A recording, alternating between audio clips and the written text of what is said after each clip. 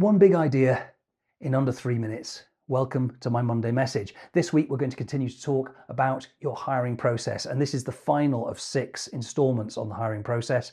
And this one is about checking that you got a good hire, because you've got to remember that your probation period is actually part of the hiring process. This is your chance to confirm that the person you thought you were hiring is the person that you actually did hire. So I'm going to borrow a 2x2 grid here from Simon Sinek, who in turn was actually borrowing an idea from the Navy SEALs. And we're going to look at 2 key attributes that you're going to be testing for during the probation period: performance and trust. So your vertical axis is performance, your horizontal axis is trust, which means that in the bottom left-hand corner, you've got somebody who is not hitting the numbers, low performance, and actually is not behaving in a particularly trustworthy way. That's a fairly easy person to say, you know what, we got this wrong, and help them to go and be successful somewhere else. Then in your top right-hand corner, you've got the people who are high performance, high trust. Wow, this is fantastic. They're the person I thought they were. This is an A player. I'm delighted.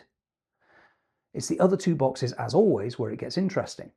In the bottom right-hand box, you've got somebody who is very high trust. In other words, they are integrating beautifully into your culture, but they're not hitting the numbers yet. They're not performing the way that you want them to perform.